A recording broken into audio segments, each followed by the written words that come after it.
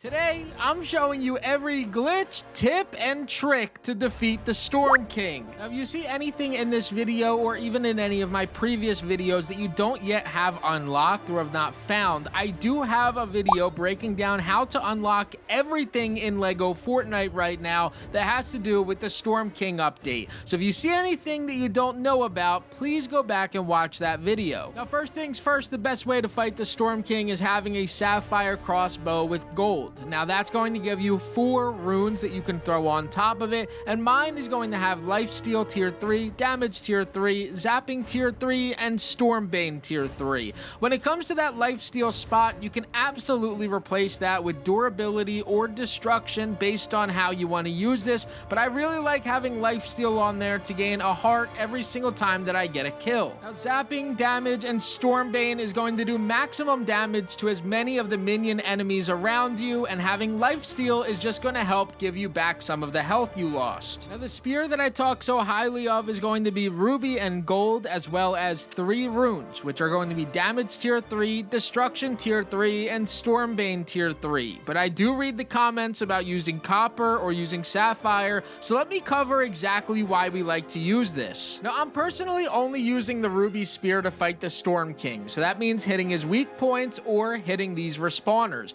When it comes to all of these, you don't need a 4th rune on here because you're not using it for any other purpose. When you rift any type of item, you do get even more durability on it. On top of that, because you're only hitting the Storm King weak points and the respawners, the durability doesn't really go anywhere. So outside of that, you don't really need a 4th rune. On top of that, ruby is what gives it its fast speed. On top of it as well, just being a spear. Now we're going to use this because the attack speed is so fast that we should trigger the destruction more often than what we would if we're using a crossbow or a sword. So with that being said, using any type of spear when you guys are inside of the dungeons or fighting the Storm King with its fast attacks should do more damage to the respawners than the weak points, and should give you a really solid chance at getting that 10% bump to actually destroy these even faster. Now the best food items that you can bring with you are going to be the storm fruit nectar, because it replenishes 4 hearts, as well as only takes 1 single second to drink it.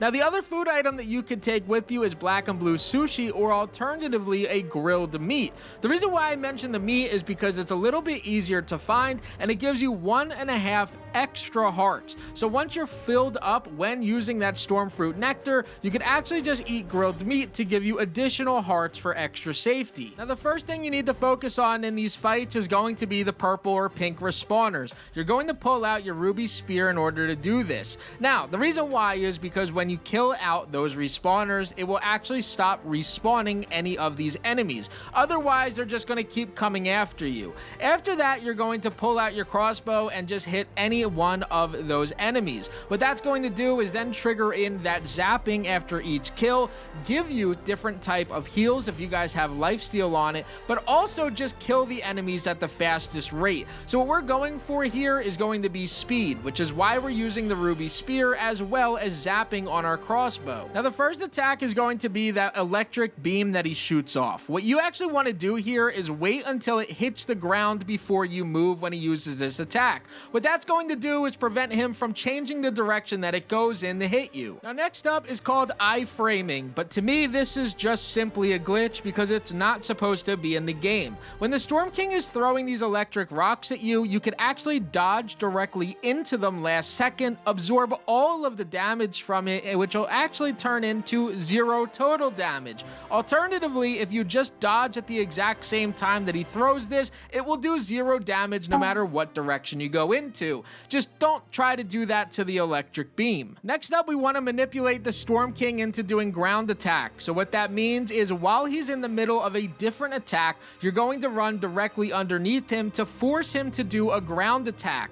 When he does this ground attack, you simply run away and he'll get his hand stuck in the floor. When he does this, you pull out your ruby spear and you're able to do maximum damage again and potentially get destruction to hit in, which is going to absolutely destroy the weak point. Now the only real way that you're going to die in this game is if you get hit by these little pop-up balloons. So what I recommend doing every single time that these spawn up is to run around with your crossbow and pop them with an arrow. What this is going to do is prevent you from getting stunned while while you're running around the map dodging any type of enemies. If you guys haven't realized, when these things are up and you get stunned, that's when you start to take real damage, not only from the Storm King, but other enemies, and that is what leads to most people dying. Now this one is very obvious, but as long as you could take a look at the Storm King and the floor at the same time, you could avoid every single asteroid that's falling from the top. When it comes to this, these will also stun you just like what those little pop-ups will do, so you want to make sure that you actually break those with your crossbow, but also make sure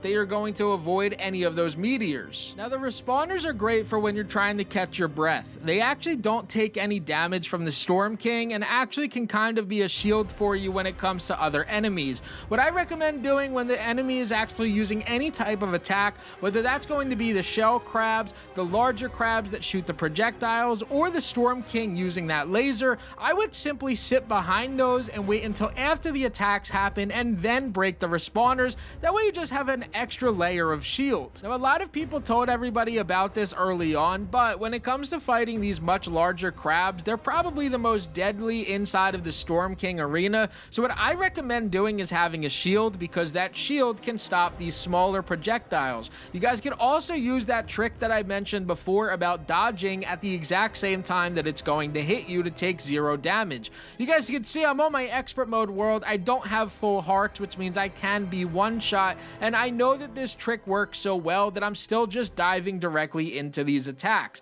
So what I recommend doing as far as playing up against these ones is kill all the enemies around it, that way that you can just solo it, and when you're able to solo it, it's much easier to kill because you know how to counter every single one of their attacks. Now once you reach the final stage of the Storm King, the only thing that I recommend doing is running around in a circle. You guys can also clear any of the waves of enemies because he only will spawn 2 respawners.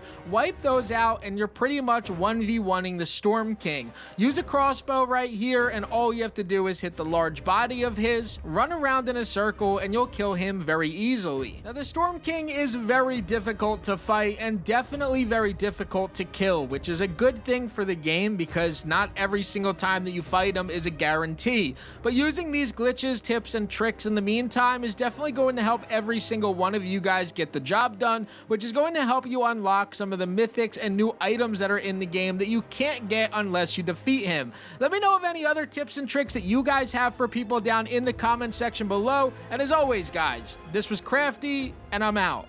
Peace. But YouTube thinks that you're gonna like that video that's up there in the top left, and you may also want to hit that subscribe button in the top right. Hope you guys enjoyed. Peace.